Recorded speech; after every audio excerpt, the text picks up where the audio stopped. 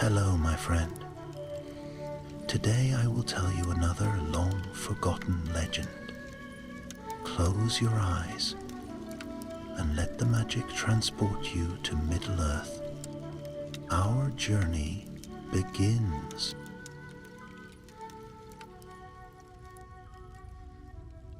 Long before the doom that would one day sweep across the sea, Numenor stood proud beneath the golden sun, its white towers gleaming like spears of pearl upon the western horizon. Mariners filled its harbors, the greatest sailors the world had ever known. And long before the doom that would one day sweep across the sea, Numenor stood proud beneath the golden sun, its white towers gleaming like spears of pearl upon the western horizon. Mariners filled its harbors, the greatest sailors the world had ever known, and the laughter of its people echoed through broad, stone-paved streets. Yet even in those bright days, shadows crept from the east, carried by sailors returning from distant shores, with tales of a dark power stirring in Middle-earth. Whispers reached the court of King Ar-Pharazôn the Golden. A lord in Mordor had risen again. Sauron, once the servant of Morgoth, now a master of dread in his own right. Some said he commanded legions of orcs and spirits of fire, others that he walked among men in a fair form, weaving honeyed lies and binding whole tribes to his will. Rumors traveled faster than truth, but the king heard them all, and pride smoldered within him like a coal, waiting for wind. Ar-Pharazôn would not suffer any power in Middle-earth to challenge Numenor's might. If this Sauron seeks dominion, he declared before his captains, then he shall kneel before our banners or be swept away. And so preparations began for the greatest armament ever launched from the island. Shipwrights worked day and night, and the sea groaned beneath the weight of countless hulls drawn down its beaches, while the kingdom readied itself for war. Many among the faithful, those who still honored the old ways and the valor, grew troubled. They sensed something deeper than rumor in the east, something that might not bow to steel or fire. Among them was Amandil of Andunia, a noble lord wise in the lore of Middle-earth. He stood upon the western cliffs one evening, watching the fleets assemble, and murmured, "This war is not what it seems. The shadow moves with purpose." Yet his warnings stirred little action. The court was consumed with pride, and Ar-Pharazôn was determined to humble Sauron before all people. When at last the king's fleet set sail, the very waves fled before it. Thousands of black sails unfurled like storm clouds, and the roar of the sea was drowned beneath the thunder of oars. Days passed as they journeyed eastward, and fear spread among the peoples of Middle-earth, long before the ships came into view. Even Sauron, in his dark tower of Barad-dûr, felt the tremor of their approach, but the Dark Lord did not rage or prepare for battle. He stood upon his high balcony, the one ring glinting faintly on his hand, and smiled a thin, knowing smile. For he was not yet strong enough to master the might of Numenor by force, and force was not the victory he desired. When Ar-Pharazôn's fleet at last landed upon the coasts near Umbar, the sight of it terrified the servants of Sauron. Great hosts fled from the shore. The mountains trembled with their flight. And in that trembling hour, Sauron himself emerged from his fortress, no longer clad in armor but dressed in humble robes of dark silver. His fair form shone with crafted gentleness, his voice soft as falling rain. Before the captains of Numenor he laid down his staff and bowed deeply. "Behold," he said, "the Lord of Mordor humbles himself before the might of the West. Take me to your king, for I am his prisoner." The Númenórean captains were astonished, for they had expected a war of thunder and fire. Yet here stood their enemy, surrendering without a blow. They bound his hands, though even in chains he seemed calm, almost welcoming. Some felt unease in his presence, sensing a strange weight behind his gentle smile. But none could name the cause, for Sauron's fair shape was wrought with cunning beyond mortal sight. He was brought aboard the king's flagship, where Ar-Pharazôn awaited him in his gilded pavilion. The king gazed upon the prisoner, seeing no monstrous tyrant, but a figure of dignity and quiet power. "So this is Sauron," Ar-Pharazôn murmured, "the shadow that has troubled the east." Sauron bowed once more. "I am he, O king, and I yield myself to you." Thus Sauron was taken in chains across the sea. But though the people of Númenor rejoiced, believing the darkness had been vanquished, the wise trembled, for they knew the shadow had not been defeated. It had merely stepped aboard their ships. The journey back to Númenor was long, yet each day passed with a quiet tension that threaded its way through every deck and cabin of the king's flagship. Sauron moved little, for his wrists remained bound with chains of silver steel forged by the smiths of the royal house. Yet even in fetters he carried an air of unsettling calm, as though the rolling of the sea and the creak of the timbers were but soft notes in a melody known only to him, the mariners whispered among themselves. Some claimed that the prisoner never slept. Others said he spoke softly in the night, uttering words that made the lamps flicker and the wind hold its breath. But when questioned, Sauron would only smile with courteous restraint and bow in silence. Ar-Pharazôn visited him often. The king was a man of towering pride, but also of deep curiosity. He found it difficult to reconcile the legends of the Lord of Mordor with the composed figure seated upon the cabin floor. And though Sauron never lied outright, at least not in ways the king could detect, each answer he offered was shaped with subtle craft. "I surrendered," he told Ar-Pharazôn one evening, "because it is clear to me that the might of Númenor stands above all kingdoms of Middle-earth. Why should I wage war against so great a power when instead I may learn from it?" Ar-Pharazôn frowned. "And what is it you seek to learn?" "A way forward," Sauron replied, his voice soft, almost weary. "My lands have long been marred by the ruin of the First Age. My people have suffered. Perhaps it is time for a new beginning, under your guidance." The king studied him, searching for deceit, yet finding none he understood. Pride swelled within him, warm and bright, the idea that the most feared lord of the East had bent the knee out of awe. This pleased him greatly. But others aboard the fleet were not so easily swayed. Captain Núrion, a sailor seasoned by many voyages, watched the prisoner with unease. He noted the way the lamps dimmed when Sauron walked past them, the way the cabin grew colder whenever he spoke. One night he approached Lord Amandil, who traveled among the officers to counsel them. "My lord," whispered Núrion, "there is a strangeness on this ship." The prisoner smiles like a friend, yet the very air grows heavy around him. "I fear we sail with more than a defeated foe." Amandil's gaze hardened, though no anger was aimed at the sailor. "Keep your eyes open and your heart steady," he answered.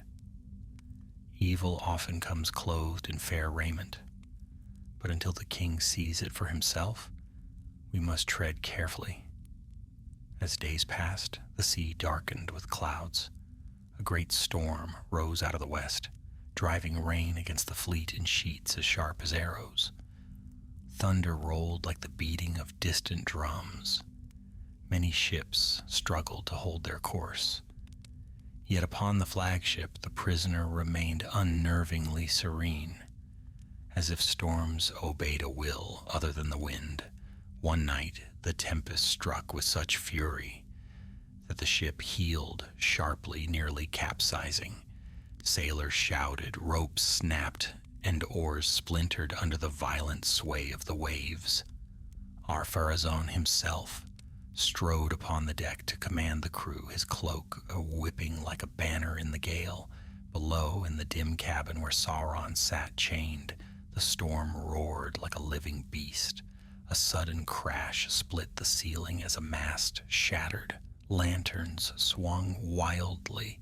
Núrion, struggling to regain his footing, saw the lamp above Sauron's head tear from its hook and plunge downward. He leapt forward to stop it, but the lamp froze in midair, just for an instant. A heartbeat. No longer. Then it slammed harmlessly to the left of the prisoner, rolling against the wall.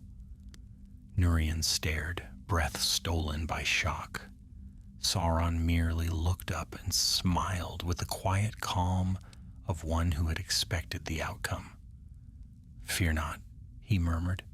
"This ship will reach your shores. No storm shall claim it." But the captain's fear deepened, for he had seen not the lamp, but the shadow beneath it, a thin, flickering outline upon the floor, shaped like a crowned figure wreathed in flame. At last the storm passed, leaving the sea calm and gray under a pale dawn. The fleet gathered itself, battered but intact, and continued eastward toward Númenor. Yet Núrion's tale spread quietly among the crew, bringing dread to many hearts. Still, none dared speak against the king's purpose. When the mountains of Númenor rose into view, emerald peaks crowned with shining clouds, the fleet sounded horns of triumph. Citizens rushed to the harbors, cheering as the ships swept into port with banners flying. And when they saw the prisoner led ashore in bonds, many rejoiced, believing that the threat from the east had at last been vanquished. Sauron walked with measured steps, chains glinting in the sun, yet his eyes moved with quiet study, taking in the towers, the markets, the crowd that pressed forward with reverent awe. Númenor was strong, strong beyond any realm remaining in Middle-earth, but strength could be turned, pride could be fed, fear could be sown. And as Sauron bowed before the king upon the white steps of Armanelos, he murmured words so soft only our Pharazôn heard them. "Let me serve you, O king, and together we shall master all troubles that lie beyond your shores." The king, swelling with triumph, nodded. Thus the shadow entered Númenor, not with armies or war cries, but with a quiet step, a humble bow, and a chain that he no longer needed. From the moment Sauron set foot upon the paved courts of Armanelos, a stir passed through the streets, like a sudden change of wind. Crowds pressed close, craning to behold the prisoner whose name had haunted Middle-earth for centuries. Yet what they saw was not a towering creature of flame, nor a warlord crowned in iron. He was fair of face, tall and straight, bearing a grave dignity that seemed almost noble. The chains on his wrists glimmered as though part of some solemn ceremony rather than a mark of captivity. Our Pharazôn walked before him, radiant in his pride. The king's triumph was proclaimed from tower to tower. Trumpets sounded along the walls, and banners unfurled across the high terraces. Captains of the fleet followed in shining ranks, while the nobles of the court gathered upon the palace steps, resplendent in embroidered cloaks.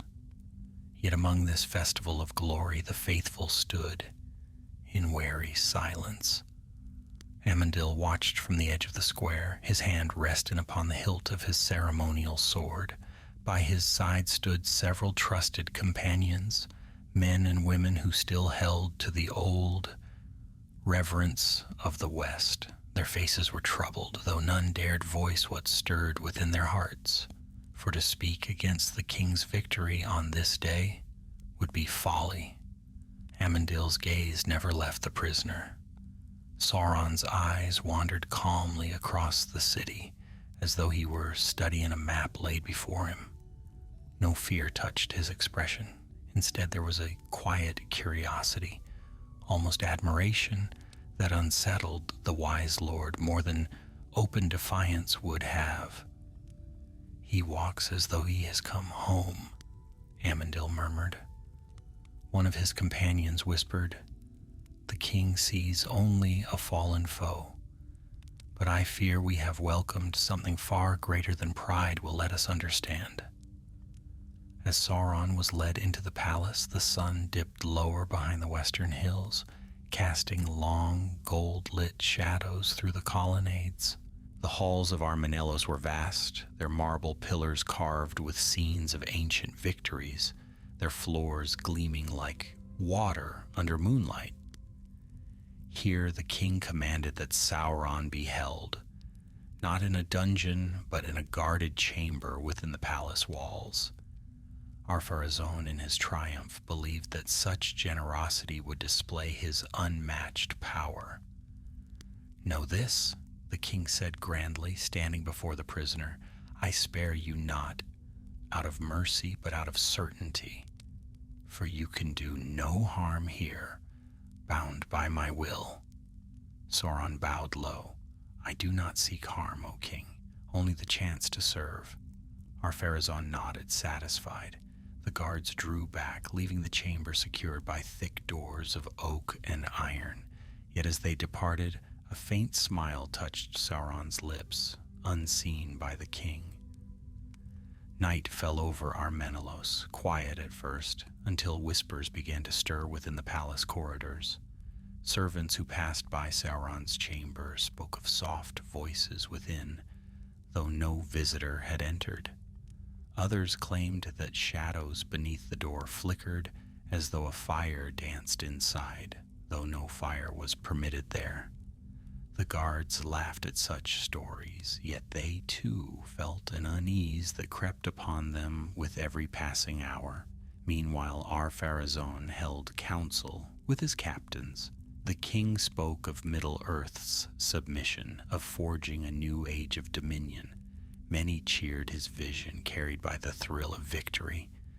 But Amandil stood quietly at the edge of the gathering, watching the king with growing concern.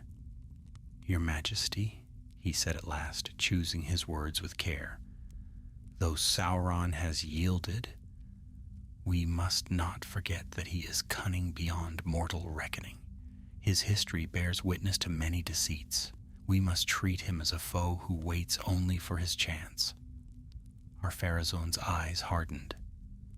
"You fear too easily, old friend. I have seen the measure of this Sauron. He is broken. The sight of our fleet has crushed his will." Amandil bowed, but his voice remained steady. "Pride can cloud even the clearest sight. Evil seldom reveals its true shape." The king dismissed him with a wave, unwilling to darken his triumph with doubts, and so Amandil withdrew, though the weight upon his spirit only deepened.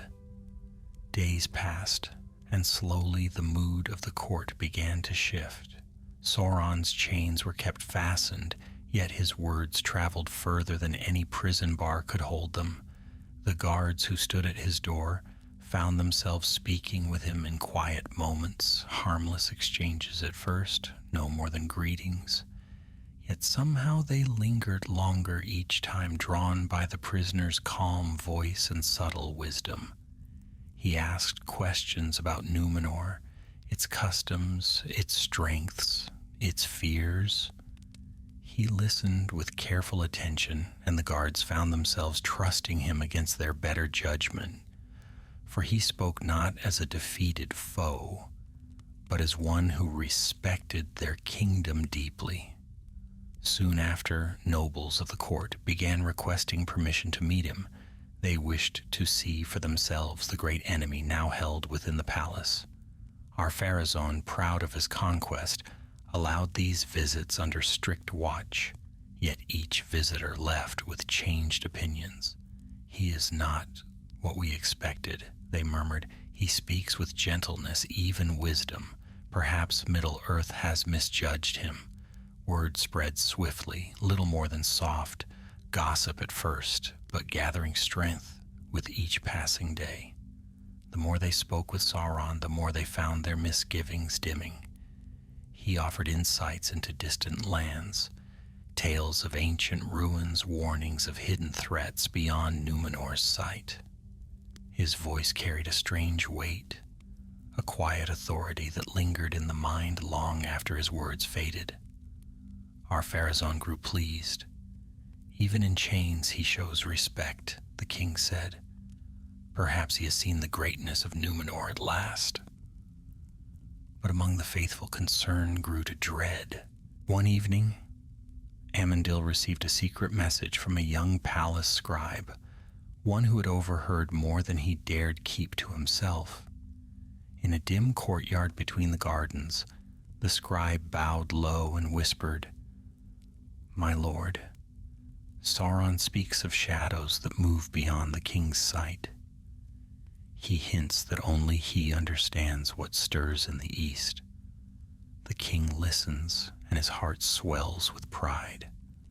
"I fear the prisoner we have welcomed is weaving something unseen." Amandil looked toward the palace lights, burning bright against the night sky. Then the shadow has begun its work. He turned away, feeling the weight of foreboding settle upon him like a shroud, for he knew that once Sauron's words reached hungry ears, they would be remembered, and once they were remembered, they would be believed. Thus, though Sauron remained bound in his chamber, the chains that mattered least were those upon his wrists. The ones that mattered most were already reaching into the hearts of men. In the weeks that followed, the change in Ar-Menellos did not come with thunder or alarm, but with the soft, steady drift of a tide whose rise is noticed only when the shore is already lost. Sauron remained a prisoner in name, yet his chamber door opened more often, and the guards, once stern and watchful, stood with eased shoulders, speaking to him as though he were an honored guest rather than the dread lord of Mordor. Ar-Pharazôn himself visited with increasing frequency. At first he came out of pride to behold his conquered foe, but soon he came out of curiosity, and after that, out of something subtler, something Sauron had woven into each conversation like a silver thread. The king would arrive with a retinue of nobles, a wide cloak flowing at his heels, his crown gleaming under the lamplight. He would ask questions, some sharp and probing, others almost eager, and Sauron always answered with measured respect. Where he spoke of Middle-earth, he praised Numenor's might. Where he spoke of threats, he did so only to elevate the king's vision. "I surrendered because I saw in you a greatness unmatched," Sauron said one evening. "Not since the days of the ancient powers has any lord commanded such splendor. Even the tribes of the east tremble at the sound of your name." Ar-Pharazôn straightened at that, pride shining like polished bronze. The nobles behind him exchanged pleased glances. It was a sweet thing to hear their king compared to the legends of old, yet Sauron's flattery was never clumsy nor overbold. He gave praise with the restraint of one who understands that the hungriest will not bite if too suddenly offered a feast. Still, the faithful watched these meetings with unease. Amandil moved quietly through the court, seeking signs of danger, but finding little he could seize upon. Sauron offered no threats, revealed no open malice. His chains remained bound, his voice remained courteous. One evening, after a long day of council, Amandil approached the king in the great hall, where torches burned along the pillars like captured suns. "My lord," he said gently, "I fear your trust grows faster than wisdom allows. Sauron is skilled in the shaping of words. He may cloak them in humility, yet his purpose is never idle." Ar-Pharazôn's expression darkened. "Must you always speak of shadows, Amandil? We have triumphed. The enemy bows before me. Is it wrong to hear what he knows?" "Knowledge may be true," Amandil answered, "and still be wielded to deceive." But the king would hear no more. Pride, once a flicker, now burned like a steady flame, and pride rarely enjoys the counsel of caution. Meanwhile, Sauron continued to weave his silent net. It began with small things, observations offered to guards, harmless remarks made before noblemen, hints dropped in the presence of those eager for influence. He would speak of distant tribes that stirred restlessly in the east, implying he alone understood their ways. He would mention ancient secrets buried in forgotten ruins, praising Numenor's strength as though inviting the king to claim even greater glories. Soon whispers spread through Armenelos like birds startled into flight. "Sauron says the tribes beyond Mordor fear us greatly. He knows the hidden roads through the darkest lands. He speaks freely as if no longer seeking evil. Why should we doubt him?" Thus the court leaned closer, and the prisoner's words carried farther. Yet Sauron's influence did not end with gentle counsel. There were darker movements at play, subtle as drifting smoke. One night, a young archivist named Lominel found herself summoned by Sauron. She arrived at the door with trepidation, for she had never before been in the presence of one so feared. But he greeted her with kindness, asking only to see ancient maps of Middle-earth. "I wish to aid the king," he told her, "but my memory of certain borders has grown dim with the passing of ages. These records will help me serve him better." The request seemed reasonable, and Lominel hesitated only a moment before granting it. Yet what she did not know was that those maps would vanish from the archives by dawn. When she searched for them the next morning, trembling with fear of discovery, she found the shelves empty, as though the scrolls had faded into air. Another night, a guard named Therandur reported seeing strange shapes flickering beneath Sauron's door, shadows that moved not with firelight but with a will of their own. When he told his captain, the man only shook his head. "You've stood watch too long," he said. "Imagination plays tricks on weary eyes." But Therandur knew what he had seen, silhouettes that stretched and twisted like tall, crowned figures, vanishing only when footsteps approached. Still no one dared act. Doubts whispered quietly among the faithful, yet those doubts were drowned beneath the rising chorus of admiration from the rest of the court. One dawn, a messenger rode hard from the eastern shores of Middle-earth. Arriving breathless in Armenelos, he was brought before the king, where he fell to one knee. "My lord," he gasped, "unrest stirs near the borders of Mordor. Tribes gather, some in fear, some in defiance. Rumors spread that Sauron has been taken captive, and now they quake at what you may command." Sauron, who'd been brought into the hall under guard, bowed his head softly. "Such unrest is to be expected," he said. "My absence has left a void. If you wish, I may guide your captains in calming the lands." Ar-Pharazôn looked upon him with a gleam of triumph. "You seek to serve? I seek only wisdom," Sauron replied. for a land without guidance may grow wild. Let me aid you, O king. My knowledge may turn unrest into loyalty." The nobles murmured among themselves. Many nodded approvingly, but Amandil stepped forward, eyes blazing with alarm. "My lord," he said, "do not accept this counsel. Sauron's influence grows by the hour. His words shape themselves to your pride. You do not see the snare ahead." Ar-Pharazôn's voice thundered like a storm. "Enough, Amandil. I will not be ruled by fear. If Sauron wishes to serve, then let him serve." And so the king dismissed the wise lord, turning instead to the prisoner, whose chains, though not yet removed, hung looser upon his wrists. That night, as the moon cast long silver beams through the palace windows, Sauron sat in his chamber, alone.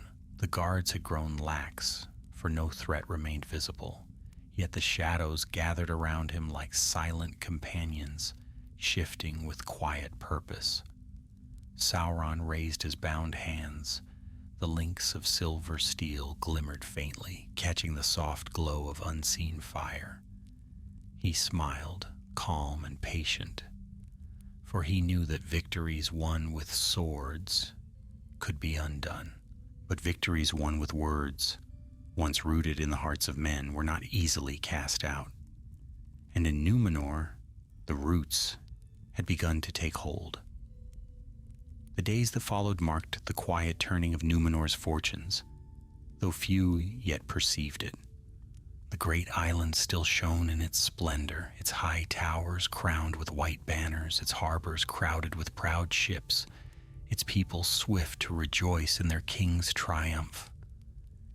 Yet within Armenelos, the heart of the realm, subtle changes stirred like the first shiver of wind before an unseen storm.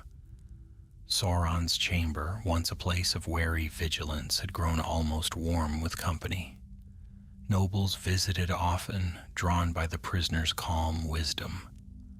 Captains sought his insights into the lands of Middle-earth.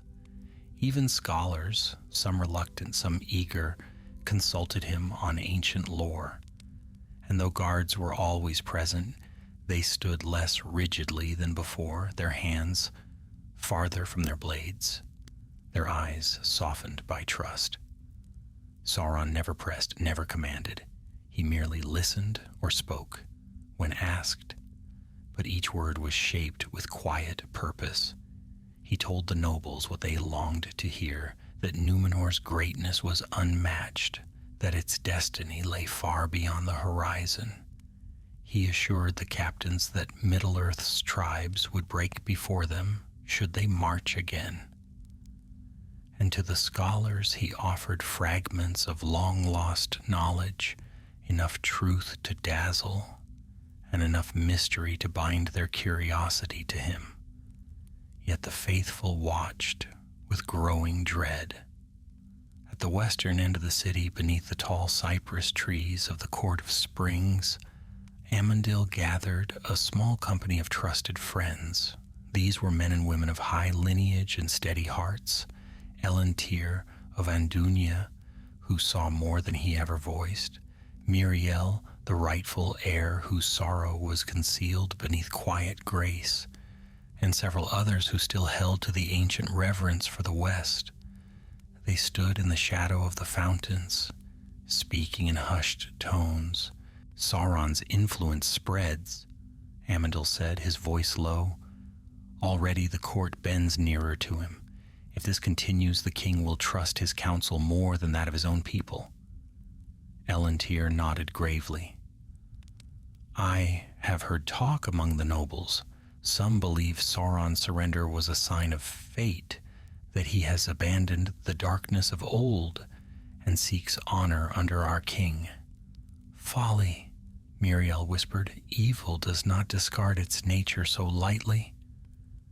"Yet folly grows swiftly," Amandil replied, "and already I fear we are too few to turn the tide." One of the younger faithful, a keen-eyed youth named Almandur, stepped forward. "Then let us speak openly before the court," he urged. Let us reveal the dangers. Amandel shook his head. No. The king's pride burns too brightly.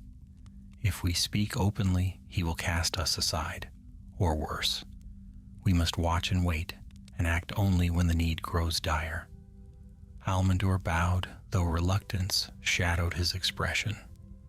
As the faithful dispersed, each troubled by the growing darkness, Amandil lingered alone beneath the trees. The wind was cool upon his face, carrying with it a scent from the distant sea. He looked westward toward the forbidden shores where no man might sail, and he prayed silently that the Valar still watched over their wayward kin. Meanwhile, within the palace, Sauron continued his quiet work. One evening, after a day of council, Ar-Pharazôn summoned Sauron to the inner hall. Though the prisoner still wore his chains, they were polished now, gleaming like silver ornaments rather than instruments of restraint. The king sat upon his tall throne, robed in crimson, crowned with the dragon helm of Numenor's sovereigns.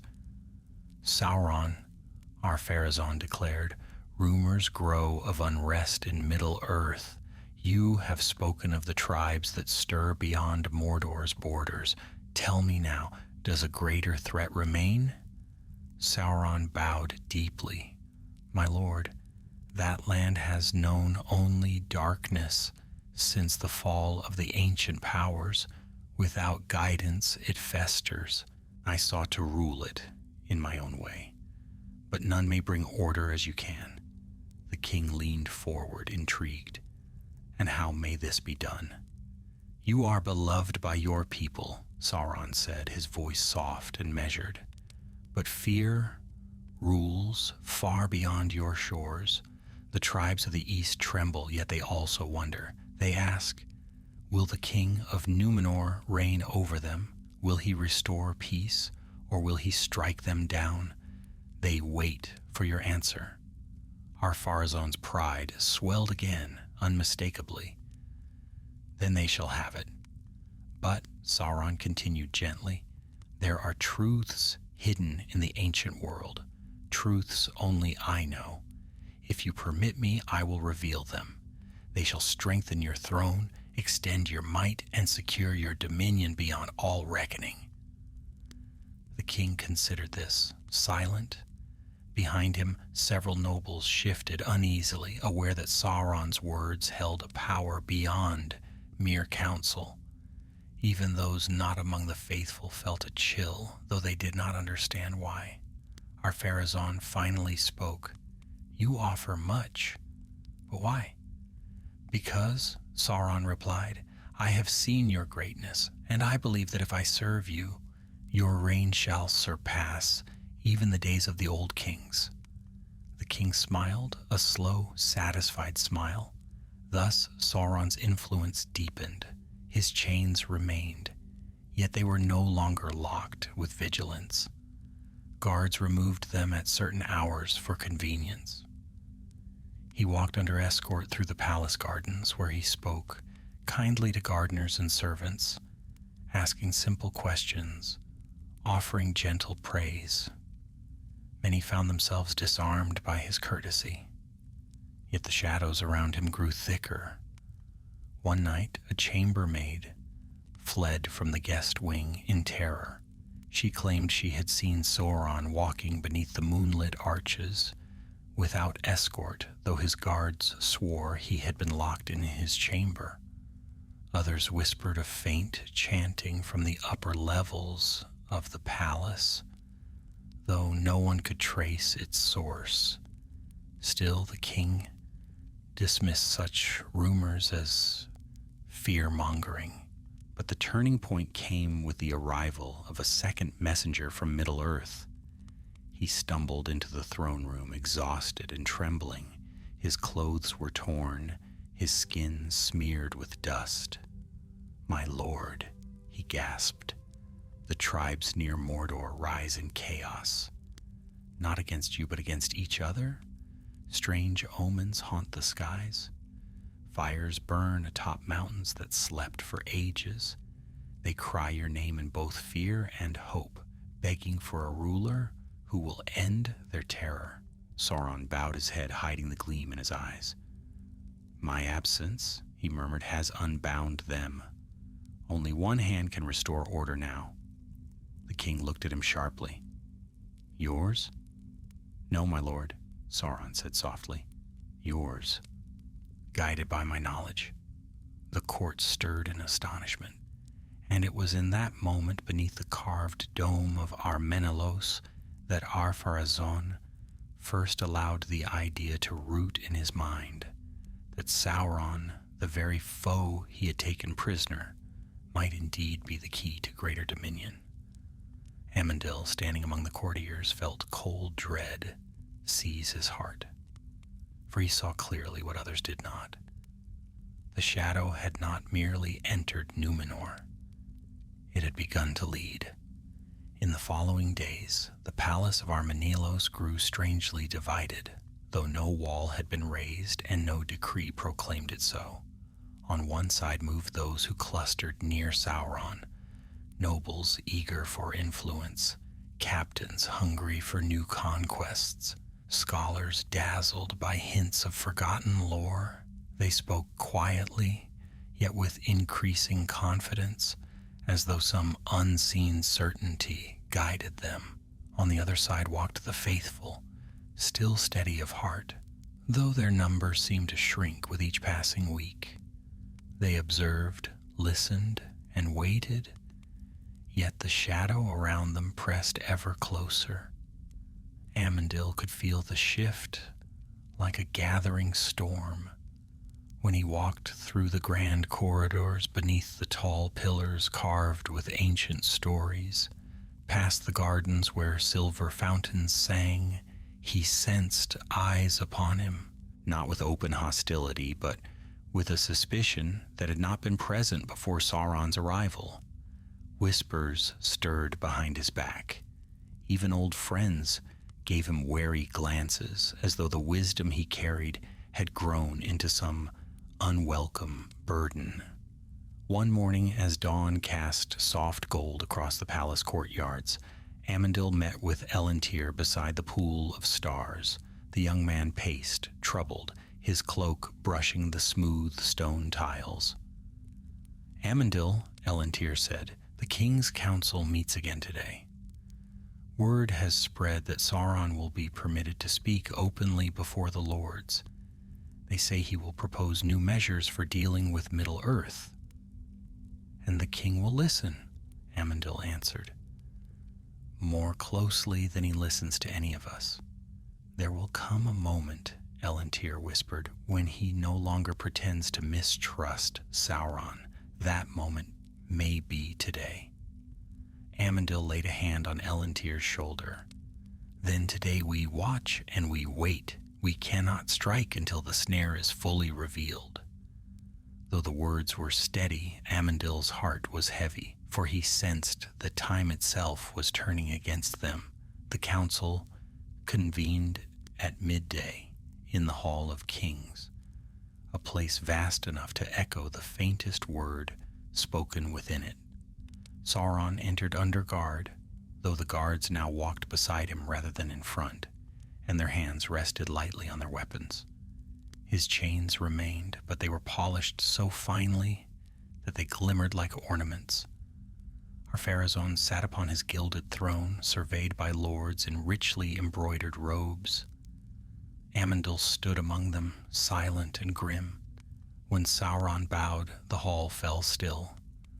"My lord king," he said, his voice soft, yet carrying through the chamber, "you are the mightiest ruler in this age. Yet Middle-earth trembles, lost in confusion.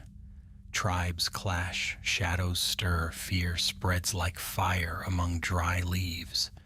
They need a guiding hand, one strong enough to shape the fate of nations.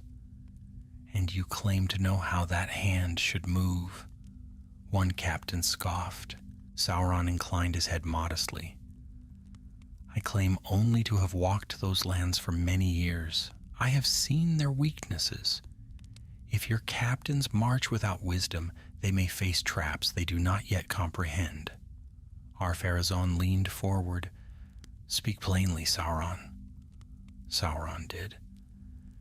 There before the assembled court, he described the strife beyond Mordor, the rising unrest, the warring tribes, the leaders hungry for dominance.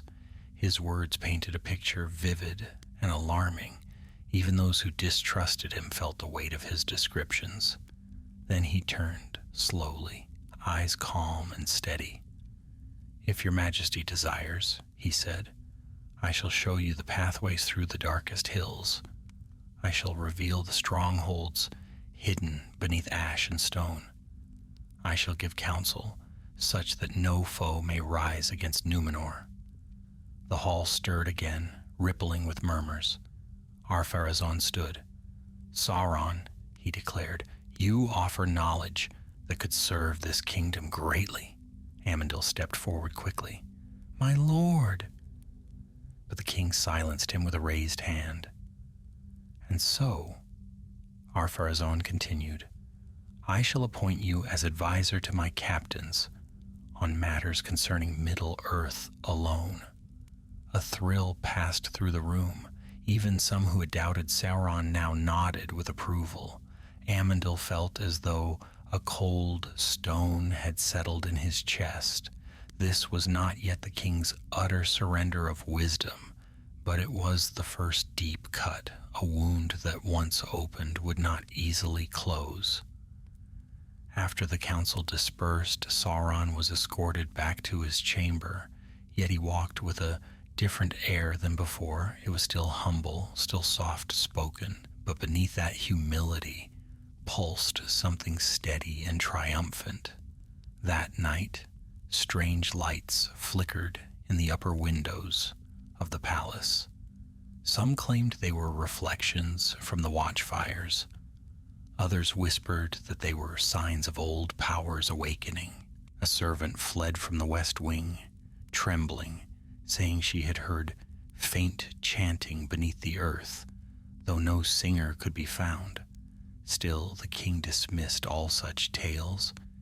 In the days that followed, Sauron's influence deepened further. He advised the captains on strategies no mortal could devise. He traced the borders of forgotten realms upon great maps spread across carved tables. He spoke of ancient wars, of spirits that haunted deep forests, of cursed vales none but he could navigate. The captains listened, enthralled. One evening he walked in the palace gardens under escort. Nightingales sang in the branches above. Moonlight glazed the marble paths. There he paused beside a tall pillar, carved with the likeness of Elros, first king of Numenor. Turning to the guards, Sauron spoke quietly. "You are a noble people, yet even noble houses fall when fear drives them. The tribes of the east grow restless. They fear Numenor. But I can help them understand your might. With your king's leadership, the whole of Middle-earth may know peace." The words were gentle, but the guards felt the echo of something deeper. They repeated his speech later in the barracks. Soon it spread to the officers, then to the nobles. Thus Sauron's message traveled without him ever lifting a hand.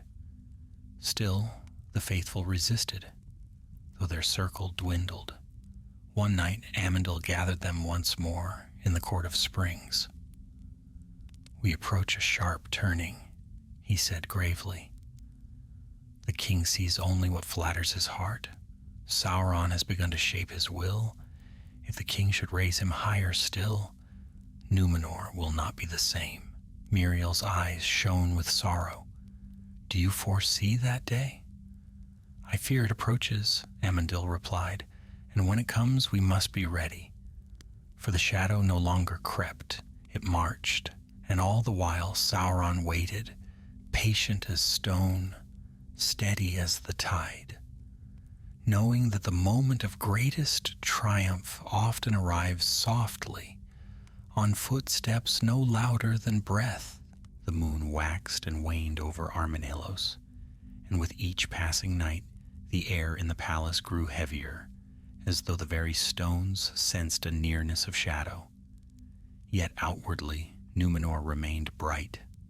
Markets thrived, ships glided over silver waters, and the king walked with lifted head, for his confidence had swelled into something vast and perilous. Ar-Pharazôn had always been bold, but now boldness sharpened into hunger. He saw himself not merely as king of Numenor, but as one destined for greater dominion, one who might rule lands uncounted and command powers beyond mortal reach. And though he did not yet understand the source of this ambition's flame, Sauron quietly fed it with every breath. One afternoon the king summoned his war captains to the inner court, a grand colonnade ringed with white pillars carved in the likeness of Numenor's ancient kings. Sunlight streamed through the arches, bright upon golden shields and helms. Sauron stood among them, no longer kept behind guards, though his chains remained for form's sake. "My captains," Ar-Pharazôn declared, "Middle-earth stirs. Tribes rise and fall like trembling reeds. Should we stand idle while lesser kingdoms contend? Or shall Numenor extend its guidance so that all lands may share in our glory?" Cheers rose, though some hesitated. A few captains exchanged uneasy glances, for they sensed the king's desire outpaced reason. Yet none dared speak openly, for Ar-Pharazôn's wrath was famed throughout the Isles. Sauron stepped forward with a graceful bow. "My lord," he said, "your captains need not fear the shadows of Middle-earth. With your strength behind them, even the darkest hills shall yield. But to guide your forces rightly, I must speak plainly." The king gestured for him to continue. "Our enemies do not rise from courage, nor from hope," Sauron said. "They rise from confusion. My former servants, those who dwelt in Mordor, scatter without leadership. The tribes tremble, unsure which power to fear or follow. Should your host march again, they will fall swiftly into order beneath your banner." The captains murmured in agreement. Ar-Pharazôn's pride flared anew. Amandil, standing at the back of the court, felt the cold edge of dread. He knew what Sauron omitted, that the unrest of Middle-earth was no accident, but a fire he himself had kindled long before his capture. Sauron had played both sides of the board, letting Numenor believe its strength would bend the world to its will, while he molded the king's heart with silver-tongued flattery. Yet Amandil held his peace. To speak against the king now would only hasten his fall. After the council dispersed, Sauron followed two young nobles into the shadowed walkway beneath the terrace. Their voices drifted through the carved archways. "Is it true," one asked breathlessly, "that the East trembled when the king took you captive?" "Many trembled," Sauron answered softly, "for they feared the might of Numenor more than they feared me." "And still you bow before our king?" the second noble said admiringly. "It must be fate that brought you into his service." Sauron smiled faintly, though neither noble saw the coldness behind it. "Fate indeed," he murmured, "for only under such a king may the world find its rightful order." He left them glowing with pride, eager to carry his words throughout the court. That night, Amandil visited Miriel in her private chambers, a quiet place overlooking the western sea. The wind carried a soft, salt scent through the open balcony. "My lady," he said gently, "I fear the day draws near when Sauron will speak not only before the council, but as a voice the king believes above all others." Miriel clasped her hands tightly. "I see the same shadows," she whispered. "The court looks to him as though he were a wise counselor from distant lands, They forget what he is. They forget, Amandil said, because he wishes them to forget. He turned toward the window, staring into the dark horizon. I do not know how long we may hold to reason. If the king names Sauron his chief advisor, the rest of Numenor will follow, blind to the danger at their feet. Then what shall we do? Miriel asked. Amandil shook his head. We wait, and we prepare. The moment will come when words fail us, and actions must take their place. Days passed, and the king grew more enthralled with grand visions. He spoke now of building new strongholds in Middle-earth, of forging alliances with distant kingdoms, of imposing peace upon lands that had never known it. And in every plan, Sauron's voice guided the shape of the future. One evening, as the sun dipped beneath the western sea, Ar-Pharazôn summoned Sauron alone to the throne room. The hall was quiet, torchlit, filled with long shadows. The king dismissed his guards, leaving only himself and the prisoner. You speak wisely, the king said, perhaps too wisely for one who once claimed dominion over the east. I claimed dominion, Sauron answered, bowing, because no other hand was strong enough, but your hand, my lord, is stronger still. Under your rule, Middle-earth could become greater than it ever was. And you would help me bring order? Ar-Pharazôn asked. If you command it, Sauron replied. The king studied him, pride blazing behind his eyes. For a moment, neither spoke. Then Ar-Pharazôn said quietly, I have long sought a counselor who understands the world beyond our shores, one who can see what my best captains cannot, one who knows the hearts of men and their fears. He drew himself tall. If I were to entrust such responsibility to you, Sauron, would you serve? Sauron bowed deeply, lowering his gaze. With all my skill, he said, and with all my loyalty. Ar-Pharazôn nodded once, slow and deliberate. Then soon, he said, I shall lift you above the lesser counselors, and you shall sit at my side. But first, I must show the people that you serve me wholly. A strange gleam flickered in Sauron's eyes, though his face remained serene, as my king commands.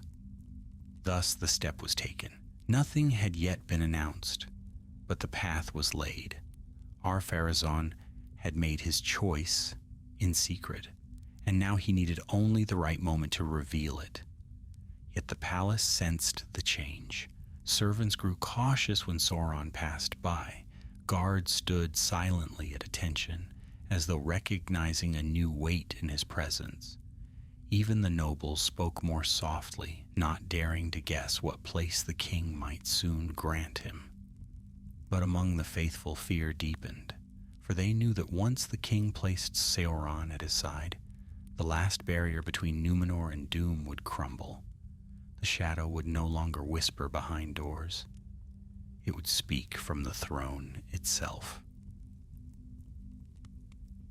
The morning that followed was clear and bright, with a sky the color of polished sapphire, but Numenor's fair weather could not mask the unease that had begun to coil through the palace.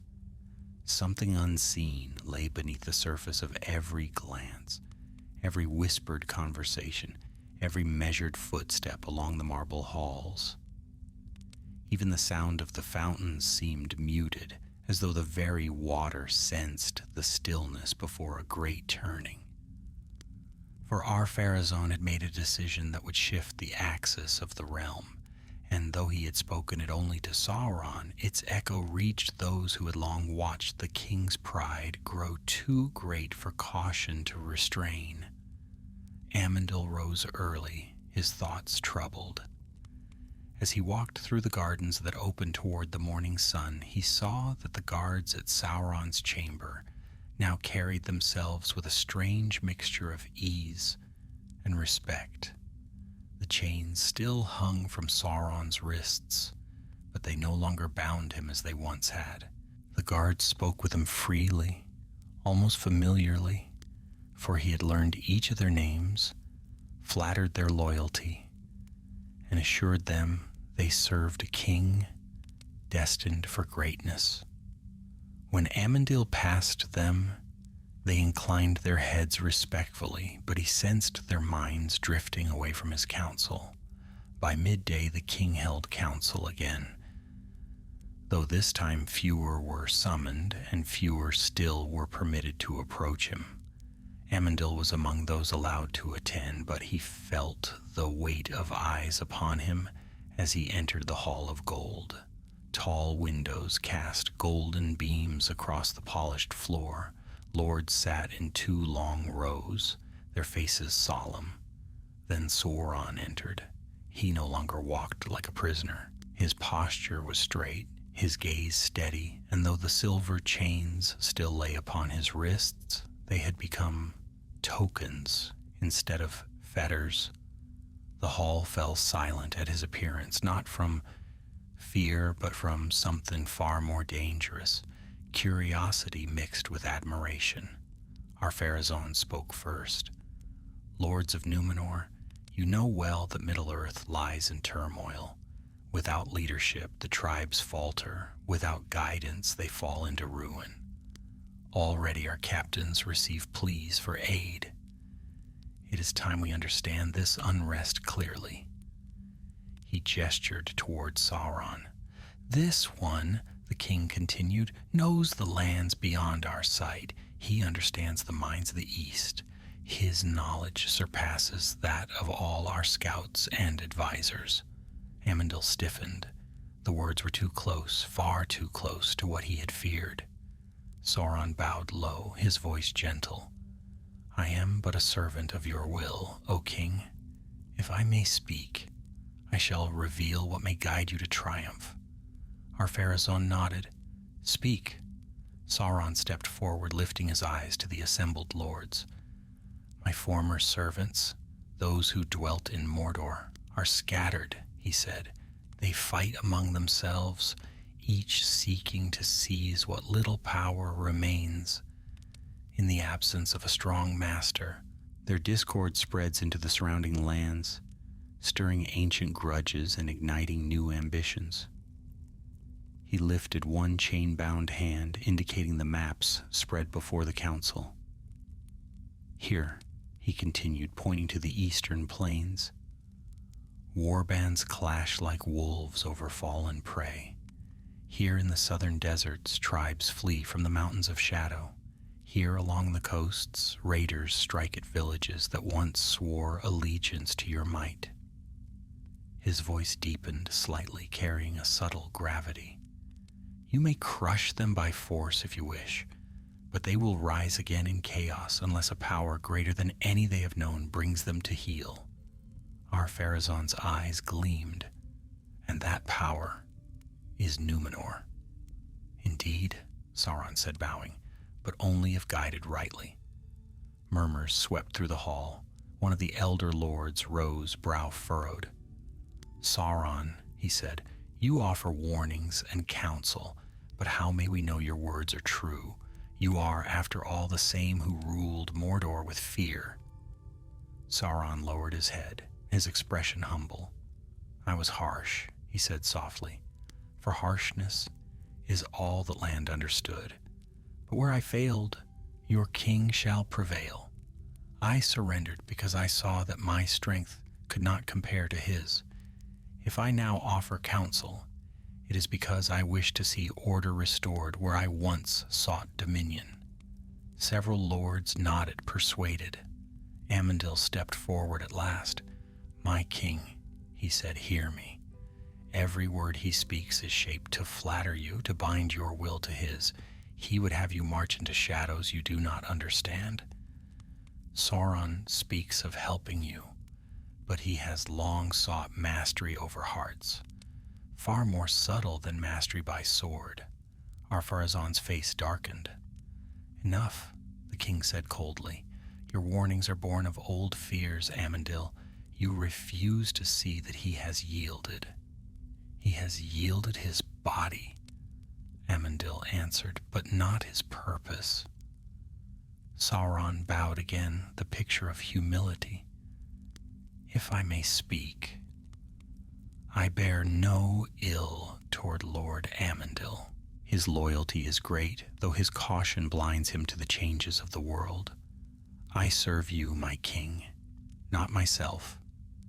The king stood, his voice echoing through the hall. Then hear my decree. The lords straightened, breaths held. Sauron, once Lord of Mordor, Ar-Pharazôn proclaimed, shall be lifted above the lesser advisors. From this day forth, he shall serve as counselor to the throne. His wisdom shall guide our dealings with Middle-earth. A wave of astonishment swept the hall. Amandil felt the blow like a sharp blade beneath the ribs. He bowed his head, hiding the despair in his eyes. Sauron knelt, chains clinking softly. I accept, he said, with loyalty to your glory alone. And though his face showed gratitude, his eyes, just briefly, gleamed like cold stars beneath deep water. Word spread swiftly through the city.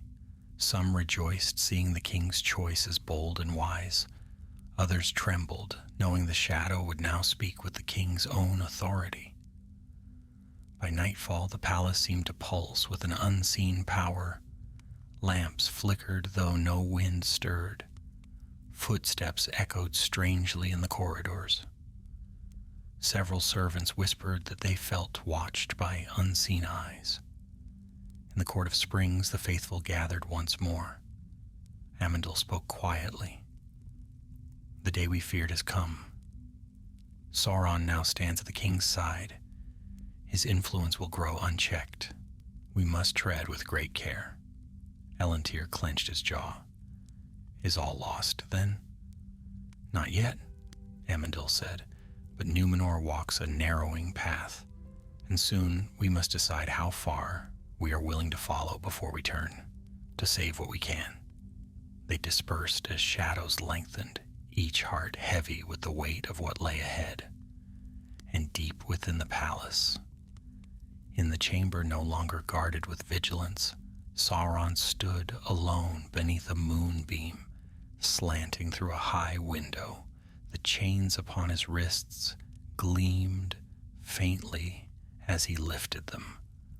A soft whisper escaped him, no louder than a breath.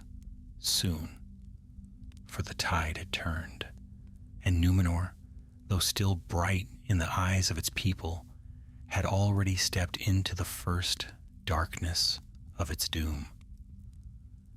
Though the people of Numenor carried on with their daily labors, the heart of the island had begun to beat to a different rhythm. It was slow at first, almost imperceptible, like the faint tremor of earth before a distant storm. But those who listened closely, those whose spirits had not been clouded by pride, felt the shift growing stronger with each passing day. For Sauron, now seated among the king's counselors, moved through the palace like a quiet wind shaping the course of a river. He spoke seldom in council, but when he did, his words fell with the weight of certainty. And though his chains remained clasped before him, none dared believe they restrained anything at all. Amandil watched from the shadows of the court, his heart heavy. He saw how the king leaned closer whenever Sauron spoke, how nobles nodded eagerly at his suggestions, how captains turned to him for guidance. Pride had blinded Numenor's lords, and pride would lead them wherever Sauron directed. But while the court drifted ever nearer to the shadow, unrest stirred in the streets beyond. In the marketplaces of Armenelos, merchants whispered of strange sightings, of tall shapes watching from rooftops at moonrise, of shadows that moved against the grain of the sun, of voices echoing along stone corridors with no speaker in sight. Some dismissed such tales as nonsense born of fear. Others murmured that Sauron's presence had drawn something unseen into the city, but the king would hear none of it. "We grow stronger each day," Ar-Pharazôn declared. "The world trembles at our might, and our enemies scatter like chaff before the wind. Sauron brings wisdom, not evil. Let none speak against him." Thus the warnings fell silent, for fear of the king's wrath. One evening, as twilight deepened and the lamps of Ar-Menellos flickered to life, Sauron stood before the king in the private council chamber. The room was adorned with banners recounting Numenor's victories, and tall golden candelabra filled the air with warm glow. Ar-Pharazôn strode in, wearing a mantle of deep crimson. He dismissed the guards with a single gesture, leaving only Sauron before him. "You wish to speak?" the king said. "Yes, my lord," Sauron answered, bowing. "The time has come to act with boldness." "You speak of Middle-earth again." "I speak of your destiny." The king's expression sharpened. Sauron stepped closer, his chains clinking softly, though the sound seemed strangely muted. "You are the greatest king of this age," he said. "Your fleet conquers nations. Your warriors strike fear in the hearts of all who behold them. Yet still Middle-earth lies fractured. Still it stumbles in darkness. You would have me unite it? I would have you redeem it?" Sauron replied softly. "Only Numenor can bring order. Only Numenor can restore peace. But to do so you must strike with wisdom, not haste. You must know whom to trust. And you offer yourself as that trusted guide." Sauron bowed his head humbly. "If you will it." Ar-Pharazôn studied him a long moment. For the first time in many years, uncertainty flickered across the king's eyes, but pride quickly smothered it. "You offer much," the king said. "Show me you can deliver what you promise." Sauron smiled, softly, almost sorrowfully. "Then allow me to root out treachery within your own court." The king stiffened. "Treachery? Not from your loyal servants," Sauron said gently, "but from those who still cling to old fears, fears that cloud their judgment. They would see Numenor remain small while the world cries for your leadership." Ar-Pharazôn's jaw tightened. "You speak of the faithful." Sauron lowered his eyes. "They do not trust your destiny. They speak against your choices in whispers. They doubt your wisdom." The king paced slowly, his steps echoing off the marble floor. "They would have me remain a mere caretaker of this island," Ar-Pharazôn whispered. "They do not see that Numenor is meant for more." "They see only the past," Sauron replied. "But I see the future." After a long silence, the king turned back to him. "What do you propose?" Sauron's voice flowed like shadowed water. "Let me expose their secrets. Let me show you who serves your glory and who serves only fear." The king nodded. "Do so," he said, "and when you return, we shall speak of greater matters." That same evening, Amandil met with the faithful beneath the cypress trees of the Court of Springs. The moon shone faintly through drifting clouds. "We are watched," Amandil said quietly, "not only by the king's men, but by eyes unseen." Miriel shivered. "What eyes?" "Elendil has heard whispers in the palace," Amandil replied. "Shadows moving where no shadow should fall, doors opening without touch, servants hearing voices that speak no tongue known to Numenor." "Is it sorcery?" Almandur asked. Amandil hesitated. "If it is, only one being in this kingdom commands it." They fell silent. Then Amandil continued, his face grave. "Tonight, Sauron sought permission to root out so-called treachery, and the king granted it." A murmur of fear rippled through the group. "He means us," Miriel whispered. "Yes," Amandil said. "He will not strike openly. He will weave a net of suspicion around us until we stand alone, and once we are alone, he will convince the king to cast us aside." "What shall we do?" Elendil asked. Amandil drew a long breath. "We keep together," he said. "We speak little, we act with caution, and above all, we must not give Sauron anything he can twist against us." He looked toward the palace windows, glowing faintly in the distance. "But know this, the shadow moves swiftly now. We must be ready for all that follows." 3 nights later, an incident occurred that sent ripples of fear throughout the palace.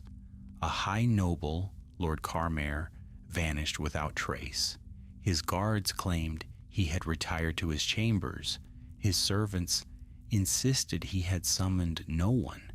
Yet by dawn his bed lay empty, and the window stood open, though no marks were found upon the sill. Rumors swirled. Some claimed dark figures had been seen slipping through the corridors that night. Others whispered the Carmere had been heard arguing with Sauron earlier that week. Still others said he had been taken by spirits drawn to the palace. Ar-Pharazôn summoned Sauron at once. "Explain this," the king demanded. Sauron bowed deeply. "My lord, when you grant me leave to reveal the truth, you must allow me to act. Some nobles harbor secrets more dangerous than you know." "You speak in riddles," the king snapped. "Where is Carmere?" "Gone," Sauron answered quietly. "Before I reached him, he fled. Perhaps he feared the exposure of what he hid." Ar-Pharazôn frowned. "And what did he hide?" Sauron's eyes gleamed faintly. "Speak with me in private," he said, "for such matters are not for the ears of many." And so the king followed him. By the next morning, Carmere's disappearance was declared an act of treasonous flight. His estate was seized. His allies were questioned. And though none could prove wrongdoing, suspicion clung to any who had spoken with him in the weeks before. The faithful felt a tightening noose. Amandil knew then that Sauron had begun to strike, not with open force, but with quiet, calculated malice. One disappearance would lead to another. Fear would do the rest. And through it all, the king would see only Sauron's loyalty. For the shadow had begun to move, not behind the throne, but through it, and Numenor, though still gleaming under the sun, stood already beneath a growing pall no wind could disperse. The disappearance of Lord Carmere was like the first crack in a flawless stone, small but revealing the hidden fault beneath. Though the king proclaimed it a matter of treason, murmurs whispered through Armanelos like wind through tall grass. Some feared that Sauron's rise had unbound old evils. Others believed Carmere had been spirited away by enemies from Middle-earth. But none dared speak their fears openly, for now the shadow of suspicion hung over every household. Within the palace, watchfulness sharpened. Guards walked the corridors with heavier steps. Servants startled at the softest echo. And beneath this tightening silence, Sauron moved with calm purpose, slipping between councils and private chambers like a thread, stitching the king's will to his own designs. Amandil felt the change most keenly. When he passed through the king's halls, conversations halted. Eyes drifted away. Those who once greeted him warmly now avoided his gaze, fearing that any show of friendship might mark them for scrutiny. Yet he bore this coldness with quiet dignity, for he knew its cause. Sauron had begun his quiet hunt, but the faithful were not powerless.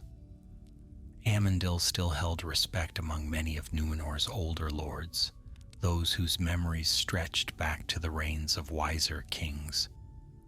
One of them, a venerable man named Belzegar, sought Amandil in the twilight hours. They met in Belzegar's inner courtyard, where the scent of night-blooming flowers drifted through the air. Amandel, the old lord said softly, we stand at the edge of a precipice. The king's trust in the Sauron deepens with each word he utters. Yet all I see in that man is a calm too perfect, a humility too practiced. Amandel nodded.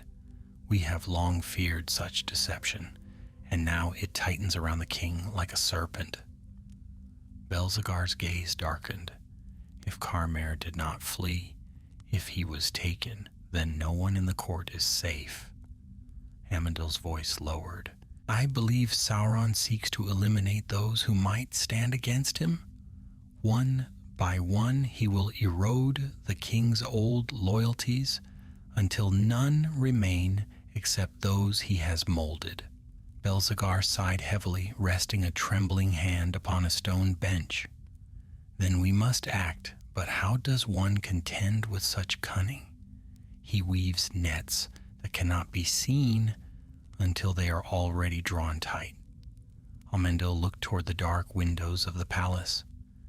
We cannot strike at him openly, but we can protect those he targets, and we may yet reveal his true nature before the king. Belzegar inclined his head. I will stand with you. Thus a fragile alliance strengthened, though beneath its hope lay the grim truth that they were few and growing fewer. Meanwhile, Sauron deepened his hold upon the king. One night, Ar-Pharazôn summoned him to the high tower of Armenelos, where few were ever permitted to tread.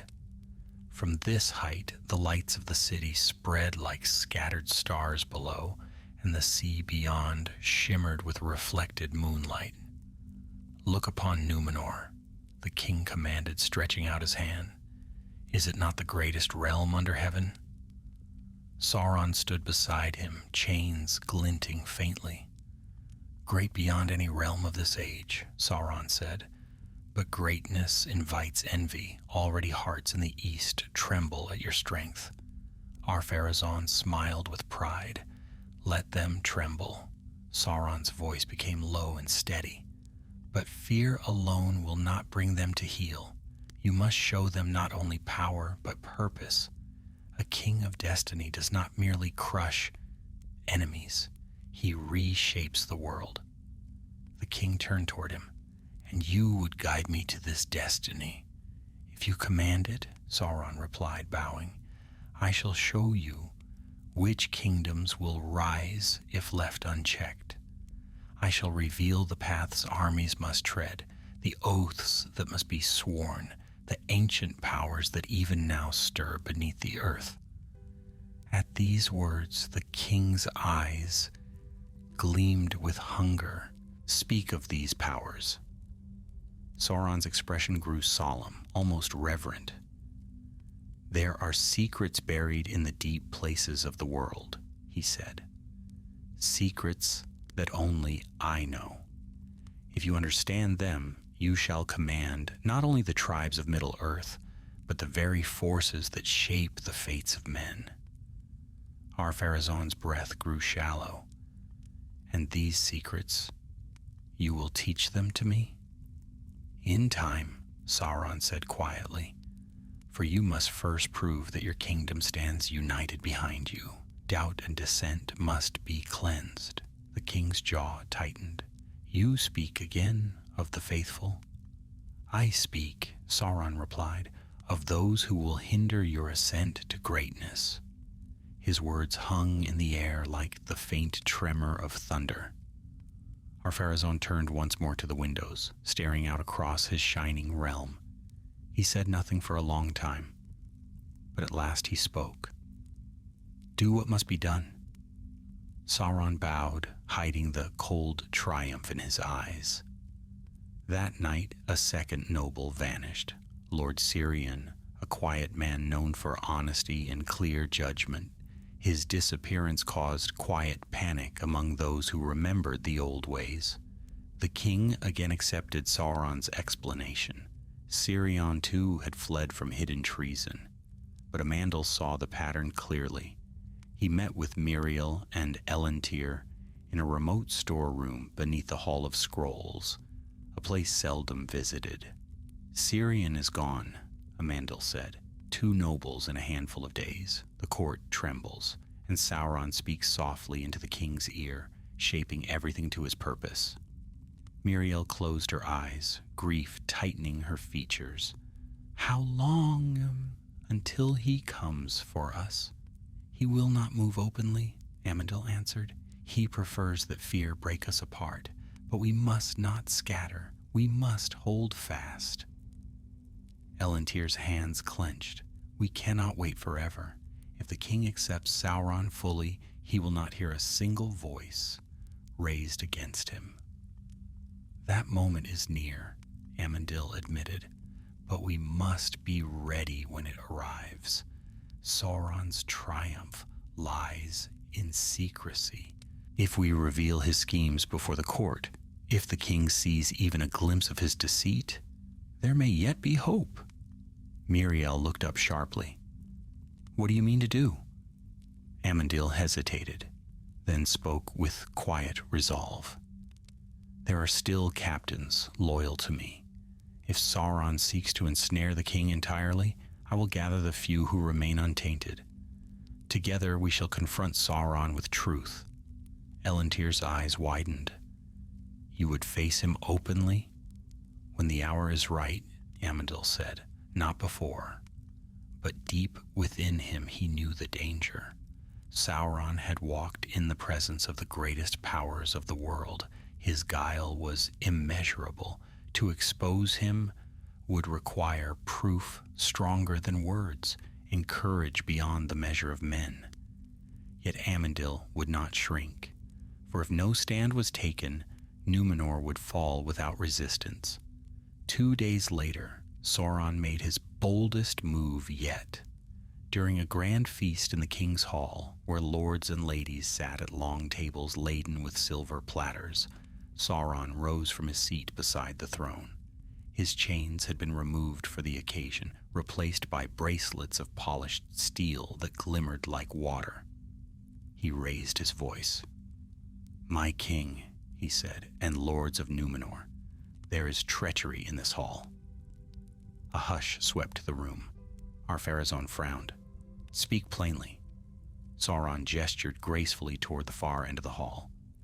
There are those who whisper against your will.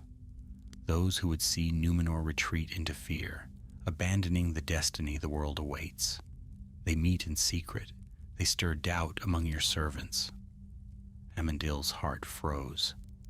And who are these traitors? The king demanded. Sauron paused, letting the silence tighten around the hall like a noose.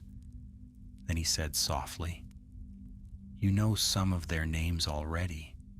Others I shall reveal, but in private, that you may judge their guilt without sowing chaos among the faithful. The king nodded grimly. Amandil knew then that the final turning had come. The shadow had cast its hand across the king's throne, and soon it would close into a fist. The feast ended beneath a veil of unease, though music still drifted from the minstrels and torches still burned bright along the golden pillars. Laughter dwindled, smiles faltered, and the courtiers who moments before had spoken freely now whispered only in guarded tones. For Sauron's accusation, soft as falling ash, had unsettled every heart. Amandil left the hall with steady steps, but within him a storm raged.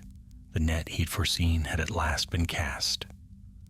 Soon Sauron would go to the king in private and speak names, slowly, carefully, each one chosen to deepen the king's distrust. And Amandil knew his own name would be among them. He walked through the moonlit gardens of the palace, past fountains shimmering like liquid starlight, past towering cypress trees whose branches swayed in a restless wind. Elentyr found him there. Lord Amandil, he whispered, is this the hour we feared? It is, Amandil said.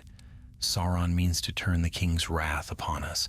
He will twist every whisper, every gaze, every caution we have ever offered. Elentyr's face grew pale. Then we must flee before he strikes. Amandil turned sharply. No, we do not flee from truth, but neither do we deliver ourselves blindly into the snare. We must gather what remains of the faithful, and we must prepare to act before Sauron speaks our names.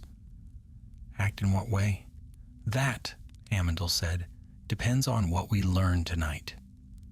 For he meant to uncover whatever lies Sauron would whisper into the king's ear. And so he set off through the palace corridors, cloaked in shadow, swift as a man who walks toward fate with eyes open. The king's private chamber lay at the far end of a tall hall, its doors guarded by soldiers chosen for their loyalty. Amandil did not approach it openly. Instead, he moved along a side passage that led to a narrow balcony overlooking the chamber's rear window. There he paused, gazing down at the glowing panes. Voices drifted upward. "Sauron," the king said, "you spoke of treachery. Tell me their names." Sauron's answer came soft and measured. "My lord, I speak not to sow fear, but to warn. There are those who doubt your destiny. They whisper that your strength grows too great, your ambitions too bold. Speak clearly," the king commanded. "Very well," Sauron said. "First among them is Amandil." Amandil closed his eyes. The blow had landed as he expected. The king's voice rumbled with anger. "My old friend, he doubts me still?" "He doubts your greatness," Sauron said gently. "Not your heart, but your path.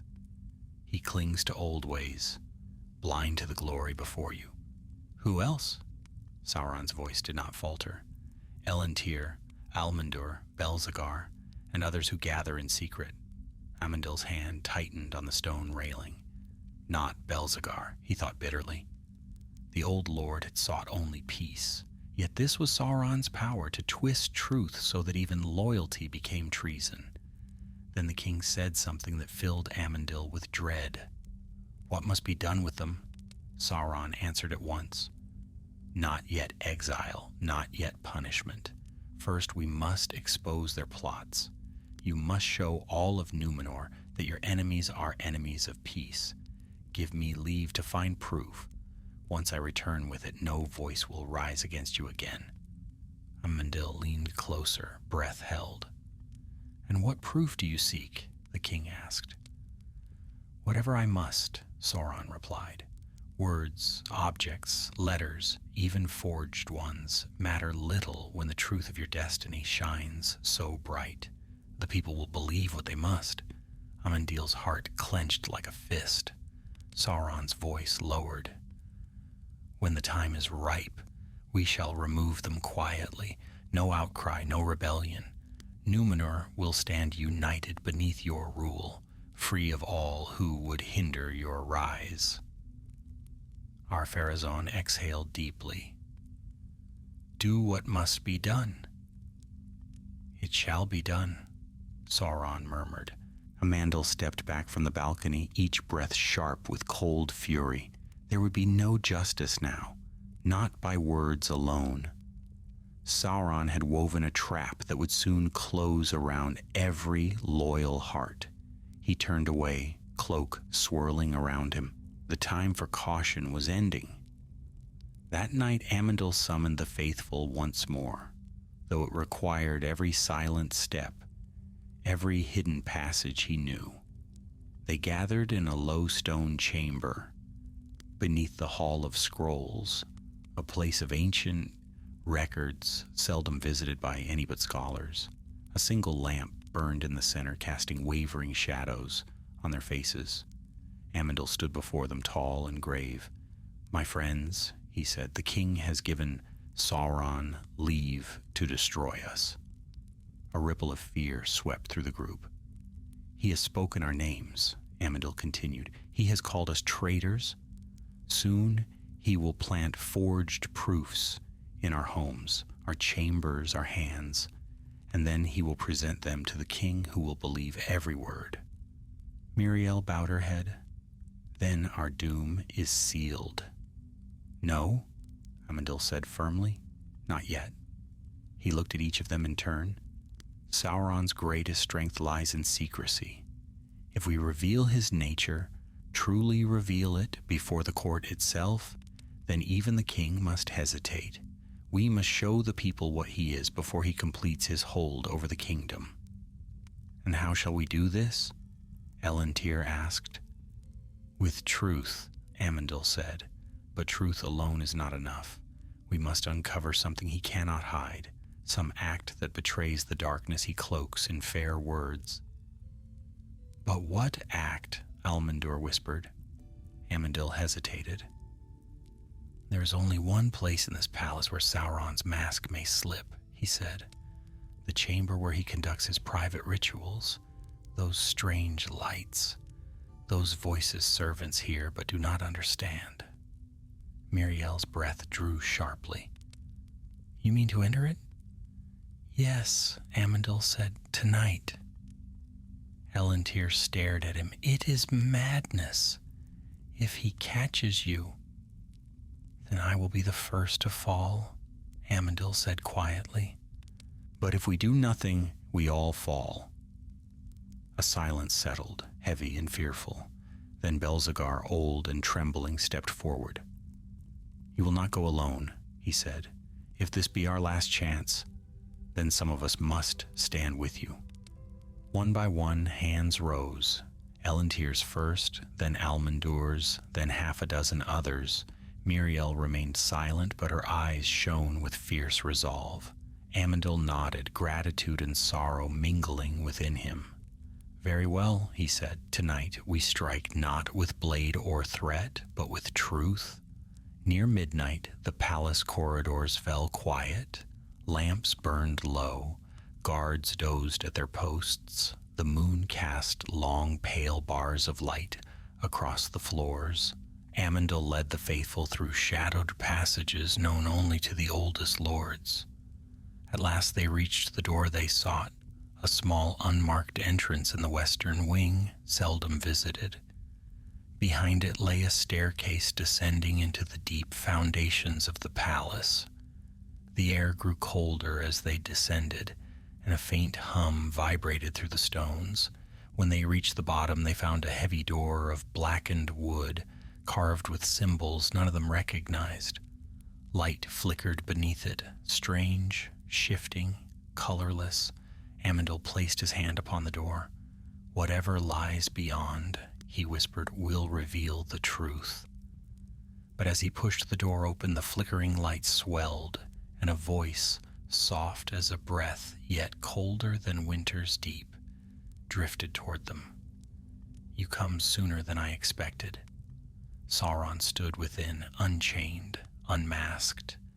The shadows curled around him like living things, and the faithful trembled, for they saw at last what the king refused to see.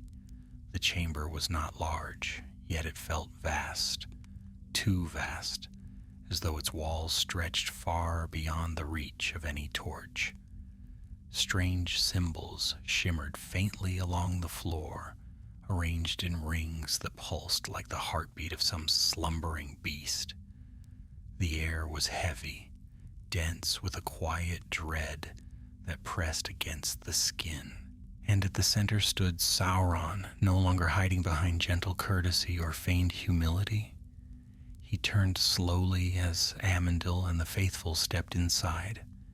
His form remained fair, shaped like a tall man in fine robes, but the shadows around him coiled and uncoiled with a will of their own. The brazier to his right burned with a cold, pale fire, unlike any known flame. The chains he once wore lay neatly folded upon a stone table, irrelevant trinkets now. Amandil steadied his breath. So, he said quietly, this is your truth. Sauron smiled. The expression was calm but wrong, too smooth, too measured, as though shaped for mortals, rather than born of genuine feeling. This, he answered, is the truth you were determined to find. You should take pride in your persistence, Amandil. Few have ever come so far. LOTR stepped forward, placing a hand upon the hilt of his ceremonial sword. You have deceived the king. You shape his heart with lies. And he accepts them? Sauron replied, for he hungers to hear what I speak. A king's pride is not something I created. I merely gave it voice. Belzegar, old but steady, raised a trembling arm. You mean to destroy us? Destroy? Sauron said softly. No, I seek only to remove obstacles. You do not understand the greatness your king may claim, and so you cling to ancient fears, desperate to keep Numenor small. Amandil stepped forward, placing himself between Sauron and the others. We keep Numenor true, he said. There is a difference. A shadow, almost a hand, stirred behind Sauron, flickering like a flame, struggling to hold its shape. His eyes, bright and cold, fixed on Amandil with unsettling stillness. You come here hoping to expose me, Sauron said, but no one will believe you. What proof do you carry? Your words, your fears? The king trusts me. He sees in me the promise of dominion. Dominion through deceit, Amandil said. Dominion through destiny, Sauron corrected softly. Your king is meant for more than thrones and halls. He is meant to wield true power. Miriel stepped forward then, her voice steady despite the tremor in her hands. And you seek to place yourself at his right hand. Sauron inclined his head.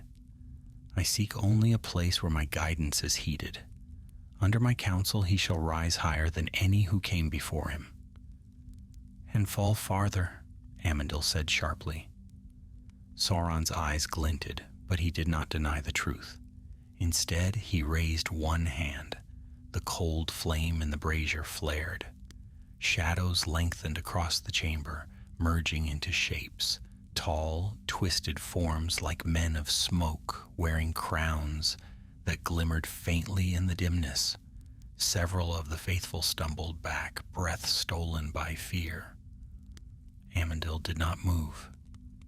You show yourself at last, he said. Sauron's voice deepened, tinged with a resonance that no mortal throat could summon.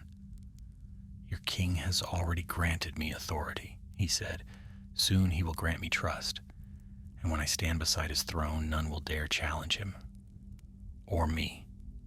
Amandil lifted his chin. We came not to challenge you. We came to see what the king refuses to see. And now we know. Sauron smiled again, thin and sharp. Yes, he said, now you know. But that knowledge is useless. You will not leave this place, not alive. Elendil drew his sword with a hiss of steel. Others followed, though their blades trembled in their grasp. Sauron did not flinch. He raised his hand and the shadows rose like a dark tide.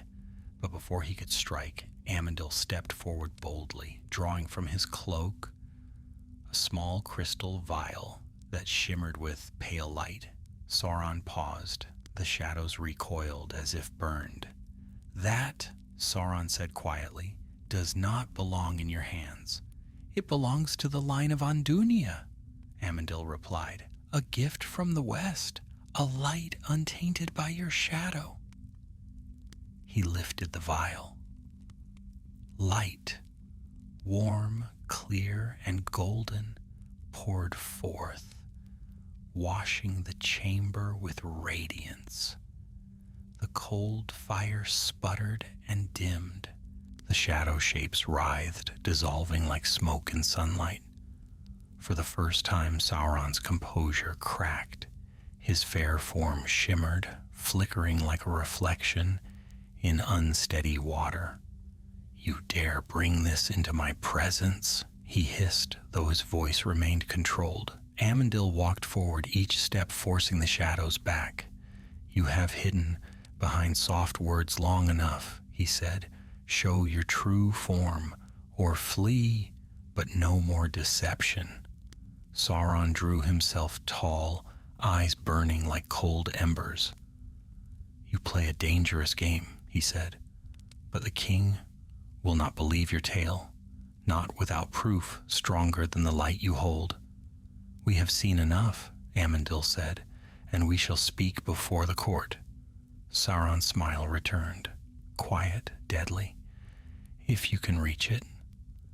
The shadows exploded forward, lunging like ravenous beasts, but Amandil's light held them at bay, flaring with sudden brilliance. The faithful stumbled back toward the staircase. "Go!" Amandil shouted. "Tell the truth. I will hold him as long as I can." Elendil grasped Amandil's arm. "We do this together." "No," Amandil said. "You must escape. Numenor will need voices unbroken by fear." The shadows surged again. Miriel seized Elendil's sleeve. "Come." One by one, the faithful fled up the stairway, the chamber trembling with darkness behind them. Light flared, shadows shrieked, and Amandil's voice rose like steel. But as they reached the top of the stairs, the door slammed open, and guards filled the corridor, swords drawn, eyes blazing with confusion. "Seize them!"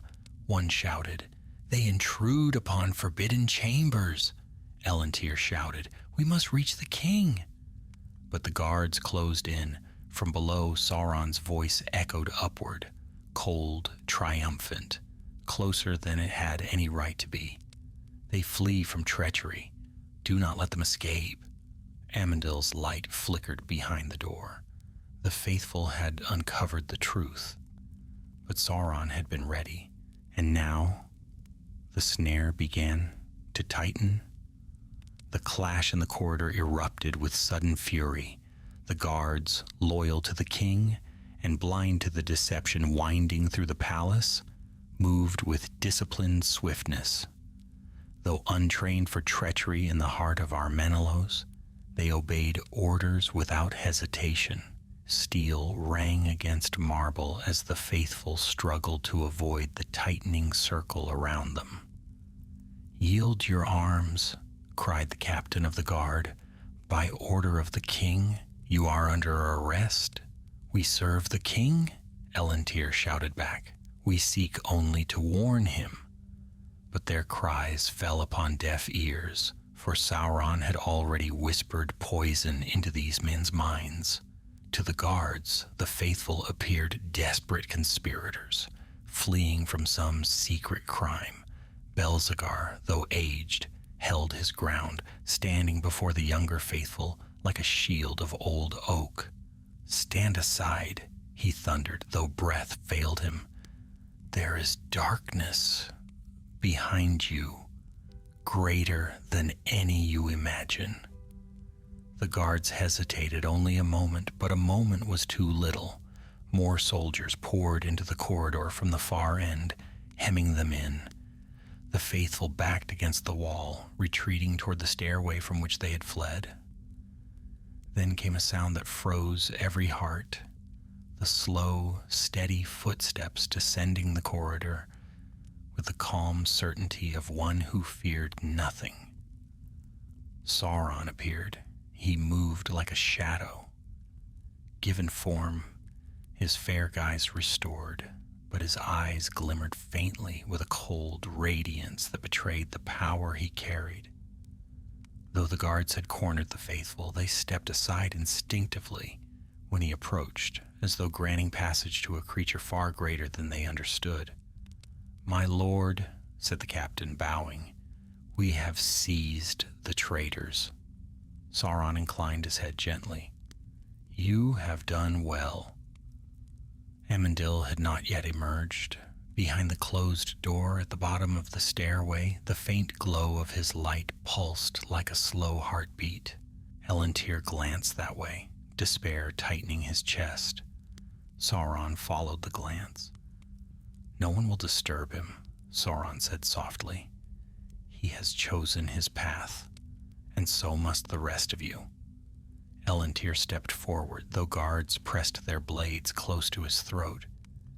"You think your lies will stand forever? The truth will reach the king, one way or another."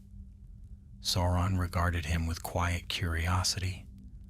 "Truth?" he murmured. "You speak of truth as though it were stone. But truth is shaped by those who wield it, and your king prefers the truth I offer." Miriel stepped forward, defying the guards' raised swords. "He is blinded by pride," she said. "You twist his desire for greatness into a chain that binds him." Sauron's eyes softened in mock sympathy. "Greatness frightens those who dream only of safety, but your king was never a timid man. He walks a path you cannot understand." Elendil spat. "He walks a path shaped by your deceit." At that, Sauron's expression grew colder. "Enough," he said. "The king will decide your fate. Bring them." The guards surged forward. Chaos erupted. Belzegar struggled fiercely, though age weighed upon him. Almandur broke through the line for a moment, only to be seized by 2 soldiers. Miriel dodged a grasping hand, her cloak swirling like shadow, but a guard caught her arm. Elendil fought with desperate strength, parrying blows with the ceremonial blade still at his side. "Do not harm them," Sauron commanded. "Wound them if needed, but they must live." The order only deepened the faithful's dread. They needed them alive, for spectacle, for accusation, for the king's judgment. A guard swung at Elendil, striking the sword from his hand. Another seized him from behind, locking his arms. Belzegar gasped as a blow forced him to his knees. Miriel, though resisting fiercely, was dragged forward by 2 soldiers. At the back of the corridor, the heavy door burst open. Amandil staggered into the hall, the light in his hand flickering weakly, dimmed by the power he had confronted. His face was pale, his breath ragged, but his eyes held unbroken fire. Sauron turned. "Amandil." The name left his lips like a quiet judgment. Amandil raised the vial again, though the light within had grown faint. "You will not hide from me," he said. "Whatever face you wear, whatever lie you speak, I will reveal you before the king." Sauron regarded him with mild interest. "Reveal? To whom? These guards obey the king's will, and the king obeys ambition." Amandil stepped forward, though his knees threatened to fail. "You underestimated us," he said. "We have seen your true nature, and now we will tell all of Numenor." Sauron's smile thinned. "You will tell nothing." Then, before the guards or the faithful could react, Sauron raised his hand. The shadows along the walls twisted, surged forward like living smoke, and slammed into Amandil. He was thrown hard against the marble floor. The vial rolled from his hand, striking the ground with a sharp crack. The light within flickered, dimmed, but did not die. Amandil reached for it, but a guard seized him, pinning him down. Sauron approached slowly, each step soft and deliberate. "You have seen what few are ever permitted to see," he said. "You stand upon the edge of knowledge forbidden to mortal kind. I could destroy you, end this defiance, but the king values you still, and I value the lesson your fall will teach." Amandil lifted his head. "The king will see what you are." Sauron crouched slightly, lowering his voice to a whisper only the faithful could hear. "He will see what I choose to show him." He rose and turned to the guards. "Bind them all. We go to the king." The faithful were seized, bound with cords of braided leather. Belzegar could barely stand. Elendil thrashed once, then stilled as a sword hilt struck his temple. Miriel walked without resistance, her chin lifted proudly despite her bonds. Amandil was the last to rise. Sauron took the dimming vial from the floor, turning it slowly in his hand. "A precious relic," he murmured. "But light fades, Amandil, and shadows endure." He slipped the vial into his robe. "Take them." The guards marched the faithful through the corridors of the palace, their footsteps echoing beneath high arches and torch-lit halls. Servants shrank back in fright. Courtiers whispered in doorways. The procession grew like a storm cloud, drifting toward the king's chamber. Amandil walked at the front, held upright by sheer will. Elendil limped behind him. Miriel moved with silent dignity. Belzegar leaned heavily on 2 guards. Sauron followed, calm, composed, triumphant. A heavy stillness filled the throne room, thick as mist upon a winter field. The torches along the walls flickered uneasily, as though aware that something far greater than flame or shadow had entered the hall. Ar-Pharazôn stood tall before his throne, his golden mantle flowing like a sheet of sunlight down the steps. Yet his eyes were troubled, storm-laden, sharp, uncertain. For though Sauron had won much of his trust, the king was still a man of immense pride, slow to admit deception, and slower still to bow before another's will. But Sauron understood pride better than any living creature. He had shaped it, like a craftsman shapes molten iron. He strode into the hall with the graceful assurance of one who knew every word he spoke would land where he willed it. Behind him came the faithful, Amandil, Miriel, Elendil, Belzegar, Almandur, bound, weary, wounded, but unbroken in spirit. Their passage stirred whispers among the gathered nobles. Traitors, some murmured, victims, others whispered, but none dared speak too loudly. Sauron stepped forward and bowed, deep and elegant, before Ar-Pharazôn. "My king," he said quietly, "I bring before you those who plotted in secret against your reign." Amandil straightened, despite the ropes cutting into his wrists. "We plotted nothing," he said firmly. "We sought only truth." Sauron turned, his face serene. "Yes, truth. They sought a truth they believed greater than your will, my lord, and in their search they trespassed into forbidden chambers, places kept sealed since the founding of Ar-Menellos." The nobles gasped. Ar-Pharazôn's brow darkened. "Forbidden chambers? What chambers?" Sauron bowed his head humbly. "I did not trouble you with their existence before now, my king, for I sought to protect you from needless concern. Beneath the western wing lie rooms that hold ancient records, records of power and peril. I have been studying them, gathering secrets that may aid your reign." Amandil stepped forward, though guards seized his arms. "He lies! He hides powers that no mortal should touch. We saw—" "You saw what you wished to see," Sauron said softly, "for fear blinds the eyes even more than darkness." Miriel raised her voice. "My lord king, we discovered deeds wrought in shadow. Sauron revealed his true form, his true nature." Ar-Pharazôn stiffened. Shock flickered across his face, then suspicion. He looked from her to Sauron. "Your true nature?" he demanded. Sauron bowed his head again, a picture of sorrowful dignity.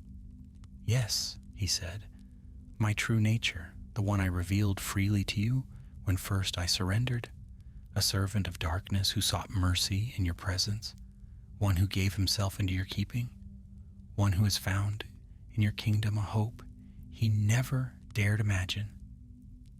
His voice, heavy with feigned humility, echoed through the hall. "You know what I was, my lord. But these," he gestured to the faithful, "these believe I remain unchanged. They see not the chains you placed upon me, nor the counsel I offered freely. They see only a shadow they fear, and so they creep into hidden places, searching for proofs to justify their terror." The court murmured again, shaken. Amandil's jaw tightened. Every word he speaks twists truth into falsehood. Sauron turned a calm gaze upon him. "If truth is twisted, it was not I who twisted it. Ar-Pharazôn raised a hand, silencing all voices. He descended the steps from his throne and walked toward the prisoners. First to Amandil, his old friend. His steps were slow, deliberate, heavy with memory. "Amandil," he said, "why? Why trespass into hidden places? Why act in secret?" Amandil met his gaze without faltering. "Because you would not listen. Because Sauron has veiled your sight. Because he moves shadows where none should be." Ar-Pharazôn's eyes flickered. Doubt sparked there, small but unmistakable. Sauron saw it and struck swiftly. "My king," he said gently, "Amandil carries with him an object of great danger, something he kept concealed." He reached into his robe and drew out the crystal vial, the token of light Amandil had brought into the chamber below, but now the light within it glimmered faintly, weakened, its sheen clouded. Sauron held it up for all to see. "This," he said, "is forbidden within the palace, a relic of the old ways, a charm carried to ensnare the mind. He wielded it against me." Amandil stiffened. That vial was a gift of the West. "Then why hide it?" Sauron asked softly. "I hid nothing," Amandil said fiercely. "It shone with light the shadows could not endure." Sauron smiled sadly. "A convenient claim, one no one here witnessed." He turned to the king. "My lord, shall one relic outweigh the loyalty of one who has surrendered himself wholly to your command?" Ar-Pharazôn looked again at the vial. Its dimness betrayed Amandil's cause. Its weakened glow made his defense seem hollow. Doubt clouded the king's eyes. Seeing it, Sauron pressed the advantage like a blade. "My king," he said softly, "I beg you, judge them with mercy. They act from fear, not malice. Let their punishment be exile, not death. You have no need to shed blood for mistakes of the heart." Amandil's eyes widened. He understood at once. Sauron was shaping the judgment to his advantage, not out of kindness, but to bind the king's conscience. Death would spark outrage. Exile would break resistance without staining Ar-Pharazôn's glory. Sauron bowed low. Let them be sent away, far from the court they would disrupt. Let Numenor know that their king chooses mercy over wrath. The nobles murmured approvingly. Ar-Pharazôn hesitated. He looked at Amandil, not as a traitor, but as a friend. He no longer understood. "Amandil," he said, voice heavy, "you should have come to me openly." Amandil's voice trembled with the weight of truth. "You would not have heard me." Ar-Pharazôn's expression hardened. He turned to the guards. "Take them," he said quietly. "Hold them under watch until morning. At dawn, we decree their exile." The faithful bowed their heads, some in relief, others in despair. Exile would spare their lives, but not their cause. Guards seized them. But as Amandil was dragged away, he caught Ar-Pharazôn's gaze one last time. "My king," he said softly, "you think this ends here, but Sauron seeks more than your throne. He seeks your soul." Ar-Pharazôn flinched. Sauron stepped forward, gently placing a hand upon the king's arm. "My lord," he whispered so only the king could hear, "let not fear rule you as it rules them. Trust in your strength. Trust in the destiny that calls your name." Ar-Pharazôn exhaled slowly. Then he nodded, and thus Sauron stood at his side. No chains, no guard, no mask. Not prisoner, not guest, but counselor in full, chief advisor to the king of Numenor. The hall slowly emptied, and Amandil and the others were led away in silence. Sauron stood alone at last beside the golden throne. The torches flickered, shadows lengthening around him. He laid his hand upon the arm of the king's seat. His voice, barely more than a breath, drifted through the empty chamber. At last they reached the great doors of the king's throne room. The The guards pushed them open, revealing the tall figure of Ar-Pharazôn standing before his gilded throne, flanked by nobles and captains. At the sight of Amandil and the faithful bound, the king's face hardened. "Sauron,"